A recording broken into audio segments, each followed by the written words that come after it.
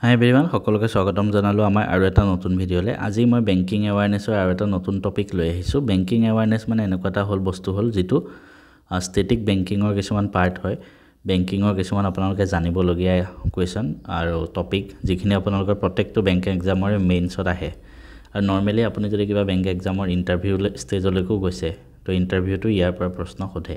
গতিকে এই সিৰিজটো আপোনালোকে চাব বহুত বেছি ইম্পৰ্টেন্ট হয় বহুতখিনি কথা জানিব পাৰিব আৰু এনেও আমি জানাটো দৰকাৰ মানে ঠিক আছে যি বেলেগ এক্সামতো ইয়াৰ পৰা কিন্তু কোৱেশ্চন দুই এটা আহিব পাৰে যে মানে ধৰক অসম চৰকাৰ এপিএসসি বা এডিআৰই যেনেকৈ প্ৰশ্ন নহওক ইয়াৰ পৰা কিন্তু কেতিয়াবা আহিব পাৰে গতিকে জিকেটো ষ্ট্ৰং কৰিবৰ কাৰণে এই সিৰিজটো চাব আগতো 3টা মান ক্লাছ দিয়া আছে ডেসক্ৰিপচনত লিংক দি থৈ দিম চাই ল'ব পাৰিব আজি আমি ফাইনান্সিয়েল অৰ্গানাইজেশ্যন কিছুমান পঢ়িম অৰ্থাৎ মানে আমি কিছুমান এনেকুৱা অৰ্গানাইজেশ্যন পঢ়িম যিখিনি আমাৰ ধৰক ভাৰতৰ ফাইনান্সিয়েল মাৰ্কেটৰ কাৰণে ইম্পৰ্টেন্ট এটাটো আৰবিআই সবতকে ডাঙৰ ইম্পৰ্টেন্ট হেতু বিষয়ে আমি অলৰেডি ডিটেইলছত পঢ়ি লৈছো তো এতিয়া আমি প্ৰথমটো পঢ়িম নাবাৰ্ড NABARD নাবাৰ্ড ফুল ফৰ্মটো কি national bank for agriculture and rural development ইয়াতে আছে চাওক national bank for agriculture and rural development নামতে সোমাই আছে ইয়াৰ কাম কি এগ্ৰিকালচাৰ আৰু ৰুৰেল মানে কৃষি আৰু গ্ৰাম্য এই দুটাত বেছি ইম্পৰ্টেন্স দিয়ে আপোনালোকে এটা নাম শুনিছে আৰআৰবি ৰিজনেল ৰুৰেল বেংক ঠিক আছে অসমৰ আৰআৰবি টো নাম কি আসাম গ্ৰামীণ বিকাশ বেংক ঠিক আছে এই আসাম গ্ৰামীণ বিকাশ বেংকক ফান্ডিং বা বিভিন্ন ধৰণে সহায় কোনে কৰে জানেনে নাবাৰ্ডে কৰে ঠিক আছে তো নাবাৰ্ডৰ কাম হ'ল আমাৰ গাঁও অঞ্চলত মানে বেছিকে লোন বা এগ্ৰিকালচাৰ এইবিলাক ক্ষেত্ৰত ফাইনান্স দিয়া It was established on the recommendation of Subramon Committee. কাৰ ৰিকমেন্ডেশনত বনাইছিল মনত ৰাখিব Subramon Committee. তাৰ পিছত নেক্সট কেতিয়া বনাইছিল 12 জুলাই 1982 চনত হেতু নেক্সট মনত ৰাখিব আৰু কোনখন actor under NABARD act 1981 under ঠিক আছে এই তিনটা পইণ্ট ইয়াত মনত ৰাখিব ইয়াৰ হেডকোৱাৰ্টাৰ ক'ত আছে মুম্বাইত নেক্সট হেতু মনত ৰাখিব ইয়াৰ হেডকোৱাৰ্টাৰ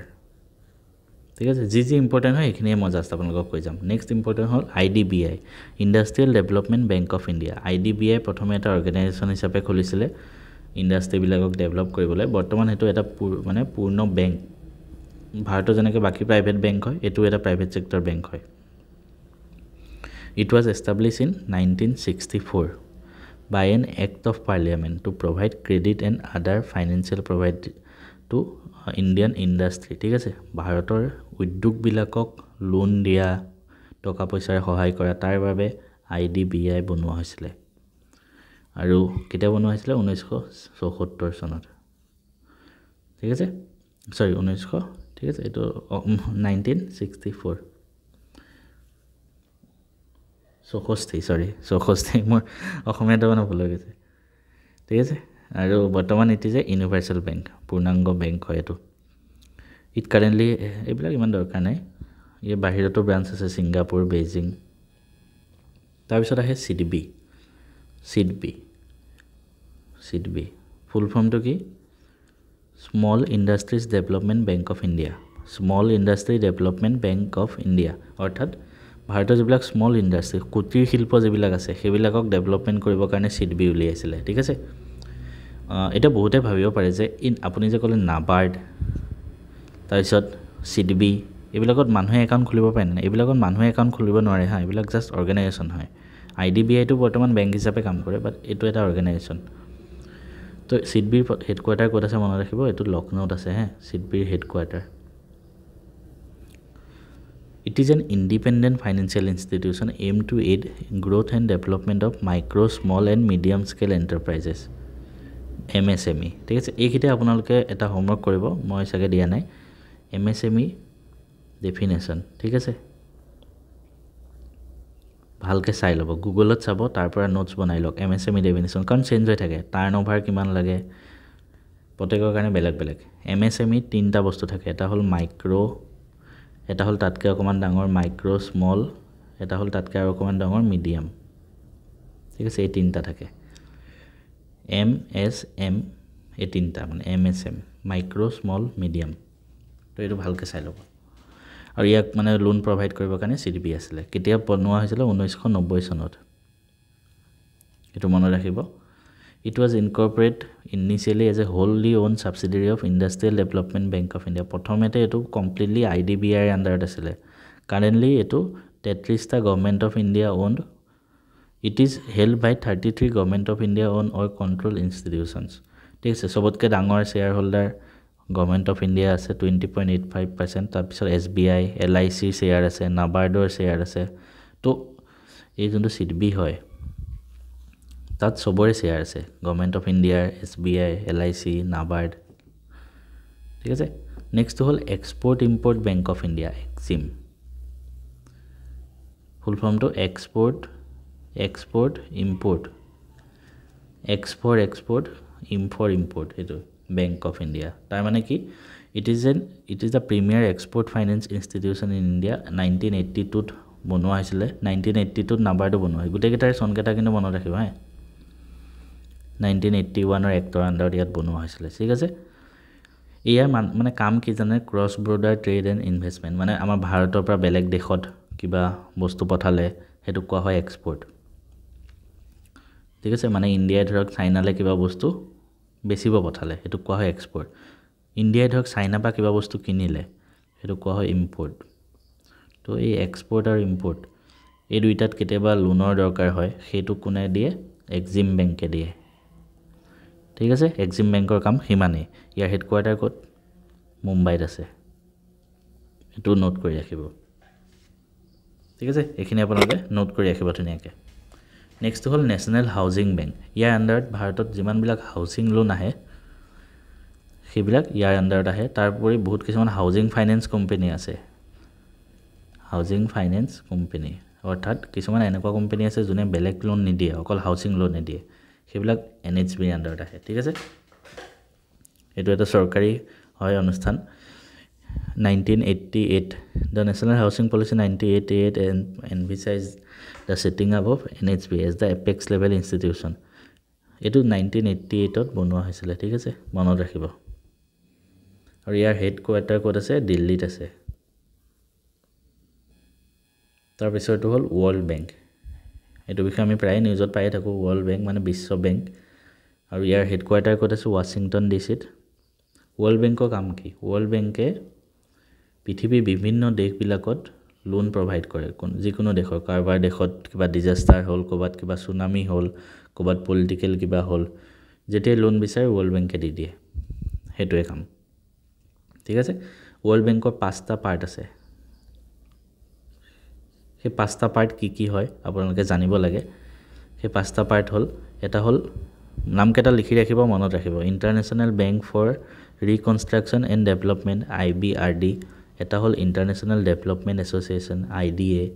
এটা হল ইন্টাৰনেশনাল ফাইনেন্স কৰ্পোৰেচন IFC এটা হল multilateral investment guarantee agency MIGA আৰু এটা হল ICSID ফুল ফৰ্ম এটো ঠিক আছে এই 5টা জাস্ট আপোনালোকে নামকেটা মুখস্থ ৰাখিব তাৰপৰে ওয়াৰ্ল্ড ব্যাংক বৰ্তমান 189 মেম্বাৰ কান্ট্ৰি আছে ওয়াৰ্ল্ড ব্যাংকৰ আন্ডাৰত বৰ্তমান 189 খন দেশ আছে যাৰ ভিতৰত 188 খন UN মেম্বাৰ হয় ৰাষ্ট্ৰসংঘৰ মেম্বাৰ হয় আৰু এখন এক্সট্ৰা দেশ কোসোভো এখন ঠিক আছে তো এখিনি পইণ্ট আপোনালোকে লিখি ৰাখিব তাৰপিছত আছে IMF ইন্টাৰনেশনাল মনিটাৰী ফান্ড IMF এও লোন দিয়ে ঠিক আছে IMF এও লোন দিয়ে আৰু IMF ৰ এটা কাৰেন্সি আছে তো মনত ৰাখিব SDR স্পেশাল ড্ৰয়িং ৰাইট আমি পঢ়িম অলপ পিছত IMF is an organization of IMF তো 189 আছে হে ওয়ার্ল্ড বেংকত যিমান আছে IMF তো সেম 189 খন দেশ আছে ইহঁতে লোন দিয়ে IMF was created in 1945 1945 চনত ব্ৰিটেন উড কনফাৰেন্সত IMF বনোৱা হৈছিল আৰু ইয়াৰ হেডকোয়াৰ্টাৰ আছে ওয়াশ্বিংটন ডিসিত তো আমি দেখিলো ওয়াৰ্ল্ড বেংকৰ হেডকোয়াৰ্টাৰ ক'ত আছিল ওয়াশ্বিংটন ডিসি সেম IMF ৰো আছে আৰু ইয়াৰো মেম্বাৰ কান্ট্ৰি সেম মই ইয়াত যিমানবিলাক পইণ্ট লিখিছো ন গুটেখিনিৰ পৰা পৰীক্ষাত আহিব লাগে এনে ইয়াৰ ওপৰতো এগালমান পেৰাগ্ৰাফ পাই যাব কিন্তু এক্সামত যেনেকুৱা ধৰণৰ কোৱেশ্চন আহে হেনেকুৱা হিচাপতহে মই পেৰাগ্ৰাফবিলাক বনাইছো IMF কি হয় IMF ৰ এটা কাৰেন্সি আছে তাক কোৱা হয় special drawing right It is an international reserve asset created by IMF 1969 ত বনাইছিলে to supplement its member countries' official reserves. ঠিক আছে? Its value is based on a basket of 5 key international currencies. IMF for যোনটো currency SDR সেইটো পাঁচটা বেলেগ বেলেগ কাৰেন্সিৰ ওপৰত বনোৱা হৈছে কি প্ৰথমটো হ'ল US ৰ ডলাৰ আমেৰিকা থাকিবই তাৰপিছত জাপানৰ ইয়েন জাপানৰ কাৰেন্সি হ'ল ইয়েন তাৰপিছত পাউণ্ড ষ্টাৰ্লিং ঠিক আছে তাৰপিছত আছে ইউৰো তাৰপিছত আছে ৰিনিম্বি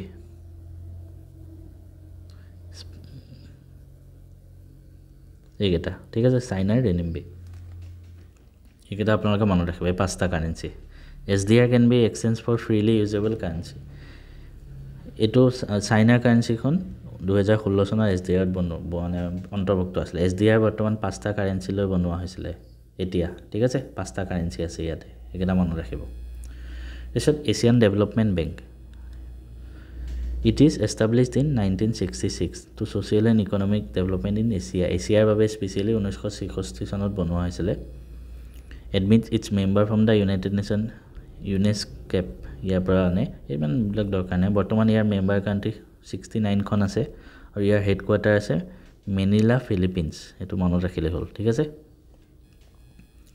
নিউ ডেভেলপমেন্ট বেংক যোনটো ব্ৰিক্স বেংক বুলিও কেতিয়াবা কোৱা হয় ব্ৰিক্স সামিটত মানে এটো বনোৱা হৈছিল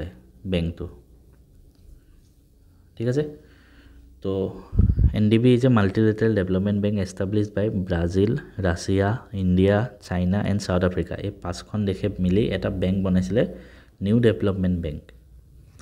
ইয়াৰ অবজেক্টিভ কি আছিল financing infrastructure and sustainable development project in BRICS and other emerging economies and developing countries